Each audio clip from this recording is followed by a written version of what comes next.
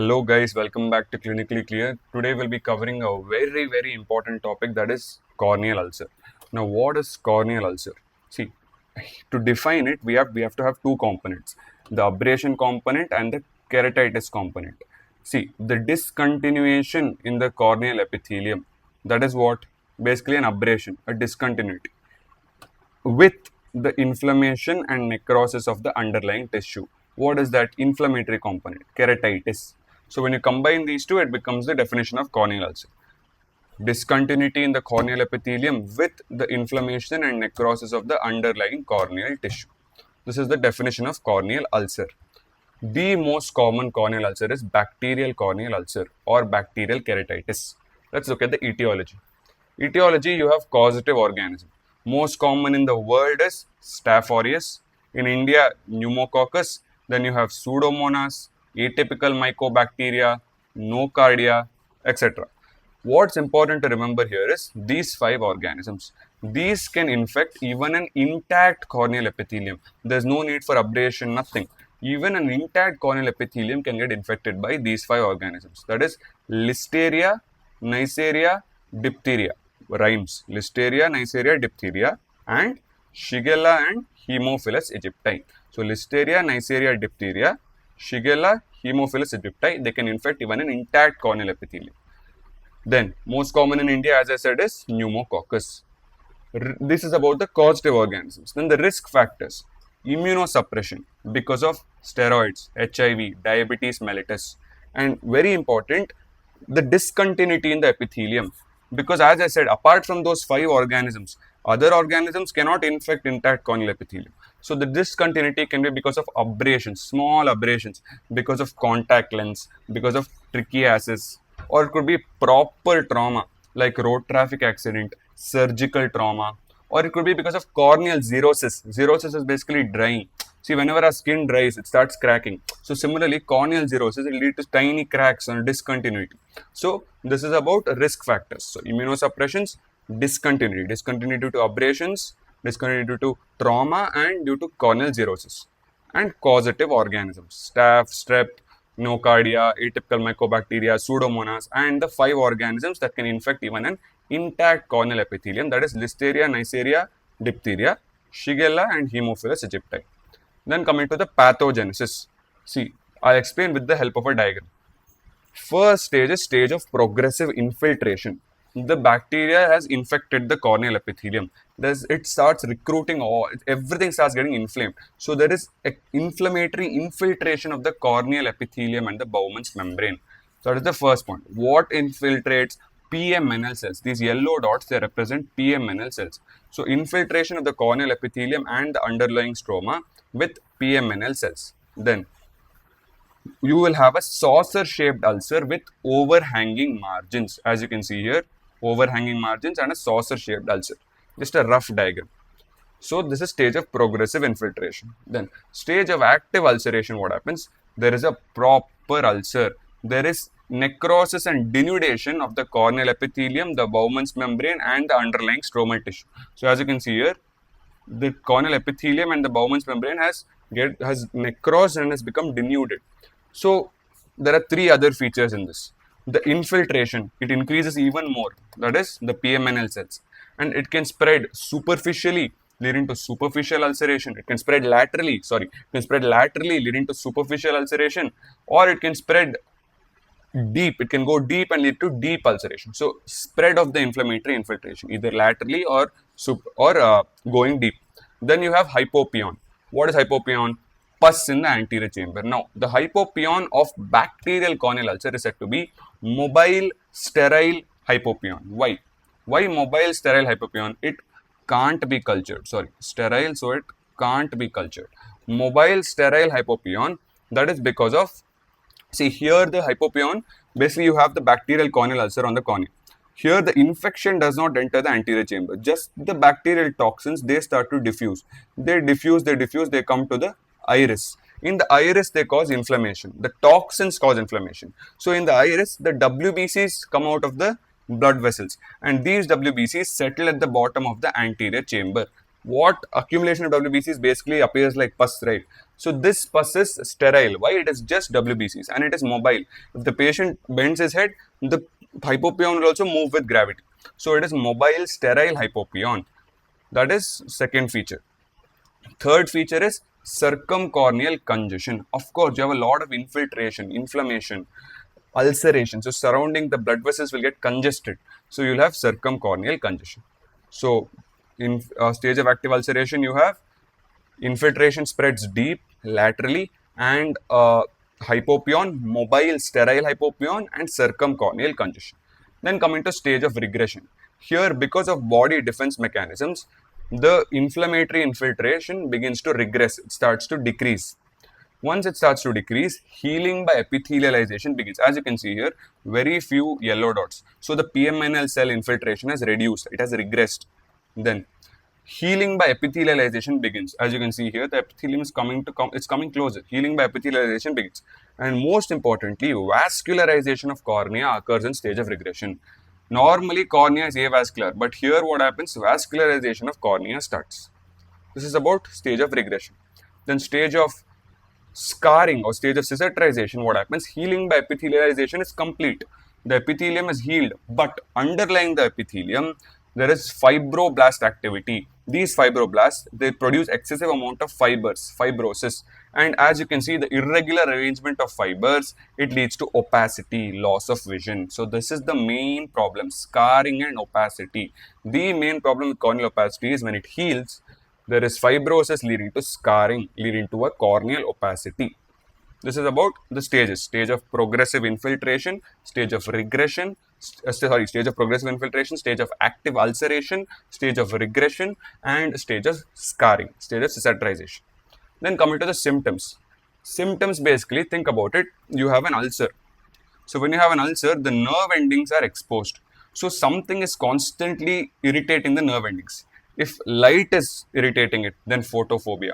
Then any foreign object, it can lead to foreign body sensation. Then just this continuous irritation can cause pain, watering. So everything is because of irritation of those exposed nerve endings. Pain, watering, photophobia, and foreign body sensation. Then because of circumcorneal congestion, as you can see here, redness of the eye. One of the signs was circumcorneal congestion, right? Redness of the eye. So the first sign is also circumcorneal congestion. There can be swelling in the eyeball. Hypopyon may or may not be present. Where is it present? In Pseudomonas and Pneumococcus, hypopyon is common. So this is hypopyon, you can see here. Hypopyon may be present. Circumcorneal congestion, hypopyon. What is the type of hypopyon? Mobile sterile hypopyon. Then the corneal ulcer itself is a sign. So initially it starts as a small grey white opacity. Then it becomes a yellow, white, round, large ulcer, and the base is covered in pus. The edges are necrotic edges, the base is covered in pus, and the margins are overhanging. As you can see in this picture, you can see a lot of pus, necrotic edges, not very visible, just try to imagine. So that is the ulcer itself is a sign. So what are the general signs? Circumcorneal congestion, hypopyon may or may not be present. In Pseudomonas pneumococcus, it is present, mobile sterile hypopyon, and the ulcer itself is a sign, small grey white opacity, which becomes a large grey white ulcer. And then you have base covered in pus, necrotic edges, as well as overhanging margins. Then you have some special signs. Like for Pseudomonas, along with hypopyon, you have very, very thick green exudate. Pseudomonas. In Pneumococcus, along with hypopyon, you have something known as ulcerans serpens. Why ulcerans serpens? Because it grows like a serpent. From the center of the cornea, it grows to the periphery like a serpent. So that is ulcerans serpens. Then nocardia. Nocardia, you have wreath-shaped ulcer or pinhead ulcer. As you can see, this is a wreath. So you can see here, it appears as if it is a wreath-shaped ulcer or pinhead ulcer. Pinhead ulcer. So that is nocardia. So Pseudomonas thick green exudate with hypopyon, Pneumococcus hypopyons plus ulcerans serpens from the center to the periphery, and nocardia wreath-shaped ulcer. Next, coming to very, very important question, that is complications of corneal ulcer.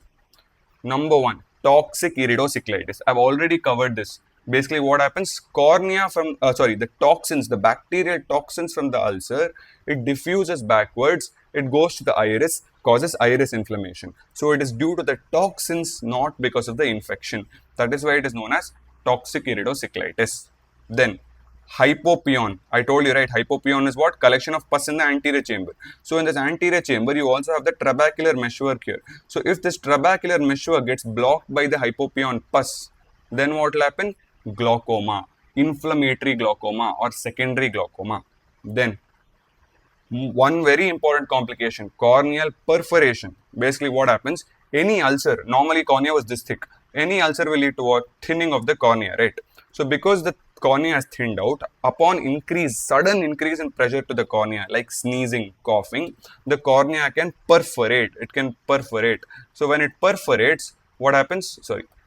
When it perforates, immediately what will happen? The pain will reduce. So because the pain reduces, why does the pain reduce? Because the built up intraocular pressure, the aqueous humor starts oozing out. So immediately patient feels a sense of pain relief.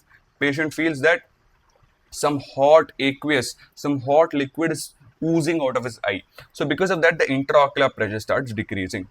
So what happens? Consequence of corneal perforation. See, the iris tries to close this perforation. The iris, if it goes and it closes it and then it protrudes out, as you can see in this picture, the iris has completely protruded out by closing it, then it is known as iris prolapse. If the iris has just reached at the level of the perforation and then closes it, it appears as if the iris is also a part of the cornea, then it is known as pseudocornea. So that is about pseudocornea. Then, so iris complications, iris prolapse, iris pseudocornea. Then if this perforation gets epithelialized permanently, meaning there is no healing, it gets epithelialized, then it becomes a corneal fistula. And corneal fistula acts as a two-way passage. Infection can enter the eye, aqueous humor can exit the eye. So that is about corneal fistula. So because of corneal perforation, lead to sudden increase in pressure will lead to perforation, pain reduces, hot aqueous oozes out, then complications like iris prolapse, iris pseudocornea, and even the corneal fistula, which acts as a two-way passage. Then, not only that, ulcer, let's say the ulcer goes all the way up to the decimates membrane of the cornea. So here somewhere you'll have the decimates membrane of the cornea. Because of that, what happens? Because of the intraocular pressure, the decimate membrane herniates through the thinned out part of the cornea. So when the decimates membrane herniates through the ulcer, it is known as decimatocele. And this decimatocele is very, very painful. As you can see in this picture, the decimatocele is herniating out. It is very, very painful. Then the most important complication, the most important, corneal opacity. Why corneal opacity? Because of scarring, fibrosis. Healing of corneal ulcer is always by fibrosis, will lead to corneal opacity, loss of vision. Then, forget about this ectatis cicatrix. Basically, just remember anterior staphyloma, it's enough. So, basically what happens, normally the cornea was this thick, right? But now because of thinning, because of ulcer, the cornea has now become thin. So the intraocular pressure even if it's normal, it is exerting much more force on the cornea because the cornea is now thinned out. So because of that, what happens? The entire cornea bulges. The cornea itself bulges along with the ulcer. So that leads to a lobulated appearance, as in this picture, known as anterior staphyloma. So that is anterior staphyloma. So what are the complications? Toxic iridocyclitis, inflammatory glaucoma, perforation, pain decreases, aqueous oozes out, iris prolapse, iris pseudocornea, corneal fistula, then decimatocele, corneal opacity, and anterior staphyloma, lobulated appearance anterior staphyloma. How will we diagnose it? You will do clinical diagnosis, you will take history, you will take GP, all that is fine. Then ocular examination, what you will do is you will add fluorescein eye drops and you will observe it under blue light. When you do this, you will see everything that you can see in an ulcer. Think about your surgery postings for ulcer. What all can you see? You can see the site, the size, the shape, the number, the depth, the margin, the edges, the base, and even the vascularization of the ulcer. So all the details of the ulcer you can get to know. Why? Because when you add those eye drops, fluorescein drops, and you shine the blue light, it appears opaque. The ulcer appears completely opaque and fluorescent. So you can observe all the fine details like vascularization, edges, base, margin, depth, all that stuff. Then that is clinical diagnosis. Always clinical diagnosis has to be confirmed by lab diagnosis. So what will you do? You will take a blade and you will scrape the base of the ulcer. By scraping the base of the ulcer, you will send these corneal scrapings for gram staining to get to know whether it's gram positive, gram negative, or for any other cultures, and for culture sensitivity test to know which antibiotic to use. So clinical diagnosis in ocular examination, fluorescein eye drops and blue light, and for lab examination, gram staining and culture sensitivity testing. Then coming to the treatment. The treatment aspect, definitive treatment is topical antibiotics. But corneal ulcer is a pretty severe condition, so you have to give high concentration antibiotics. To increase the concentration, what do? We fortify the antibiotics. So fortified cefazoline 5%, fortified tobramycin 1.3%. These antibiotics initially they cover both gram positive and gram negative organisms, but you've sent the corneal scrapings for culture sensitivity testing. So once they return, you can switch over to specific antibiotics. That is about that. Then systemic antibiotics. Systemic antibiotics will use only in severe cases when impending perforation, when perforation is about to happen, or if the corneal ulcer is already perforated, then you will go for systemic antibiotics. Otherwise, topical antibiotics, fortified cefazoline 5%, fortified tobramycin 1.3%, more than enough. Then supportive therapy, anti-inflammatory and analgesics for pain. Then atropine eye drops you have to give. For any corneal involvement, you have to give atropine. Why? Atropine, it causes paralysis of the ciliary muscle, right? So spasm reduces, pain reduces, and because of relaxation of the ciliary muscle, there's improved blood flow to the anterior part of the eye. So it will carry more antibodies, so more immunity against the infection. Then steroids in corneal ulcer, never ever give steroids, because steroids cause even further thinning of epithelium. So if already thinned out cornea, you cause even more thinning, increased risk of complications. So never ever give steroids, but atropine you have to give. Then some general measures like hot compresses, avoid straining. Why? Straining will increase pressure leading to perforation. Dark goggles for photophobia. Some general measures. So this is the treatment of a corneal ulcer. But let's say the corneal ulcer is not healing, non-healing corneal ulcer. Then you will go for debridement. In debridement, what you will do? You will remove all the necrotic tissue, and you will also remove a surrounding peripheral rim of healthy tissue, so that it stimulates the healing process. And you have to address why it is not healing. It could be because of local causes like foreign body, any trichiasis, any concretions. It could be systemic causes for poor healing like diabetes, malnutrition, etc. So you have to also look at the address the part why it is not healing, and you have to promote healing through surgical debridement. Let's say perforation is about to happen. Then you should no longer wait for topical antibiotics. You have to switch over to systemic antibiotics like oral doxycycline. Then to prevent the perforation, you will do two things. You want to reduce the pressure on the cornea and you want to support the cornea. How will you reduce the pressure? You should make the patient reduce straining. So you'll give medications for coughs, you'll give laxatives to reduce straining while defecation, etc. So reduce the strain, reduce the pressure. And also from inside also we want to reduce the pressure. So basically here the cornea is thinned out, to reduce pressure from this side and to reduce pressure from the IOP as well, intraocular pressure. For that, you will give IV mannitol. Okay, you will give IV mannitol, osmotic agent. It will reduce the intraocular pressure, reducing the pressure from inside. So this will reduce the pressure. Then to give support, you can give soft bandage contact lens, which to cover the ulcer. You can give pressure bandage that can cover the ulcer, and you can fill up the ulcer margins with a tissue adhesive glue known as cyanoacrylate. Cyanoacrylate tissue adhesive glue can also give support. So switch over to systemic antibiotics like oral doxycycline immediately, reduce pressure on the eye, avoid straining, decrease intraocular pressure through IV mannitol, give support like soft bandage contact lens and pressure bandage, and give tissue adhesive glue like cyanoacrylate. So to support, soft bandage contact lens, pressure bandage and tissue adhesive glue.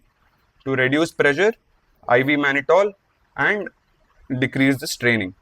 Switch over to systemic antibiotics immediately. So definitive therapy, supportive therapy and general measures. for non-healing ulcer, and for impending perforation. That is about the bacterial corneal ulcer. I hope you guys enjoyed the video. Thank you for watching.